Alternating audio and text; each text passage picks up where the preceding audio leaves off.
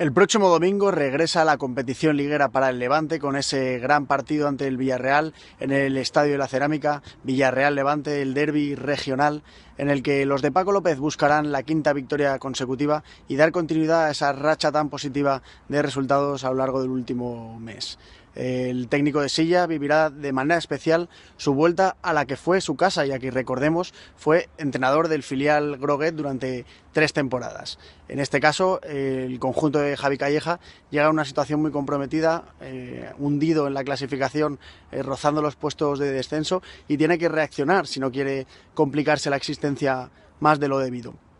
El Levante afronta con la mayor de las ilusiones este nuevo partido liguero después de ese empate cosechado en la Copa del Rey ante el Lugo en el estadio Ancho Carro, y quiere seguir sumando de a 3, y para ello dará continuidad a ese sistema 3-5-2 con la novedad de la ausencia de Cavaco.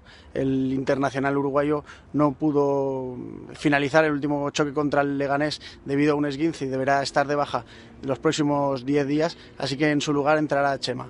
De esta manera el Levante formará con Oyer bajo palos. En la línea de 3 estarán Chema, Robert-Pierre y Postigo. En la banda derecha Jason, en la banda izquierda Toño. En el tribote estarán Campaña, Bardi y Rochina, y la dupla ofensiva serán Morales y Roger Martí.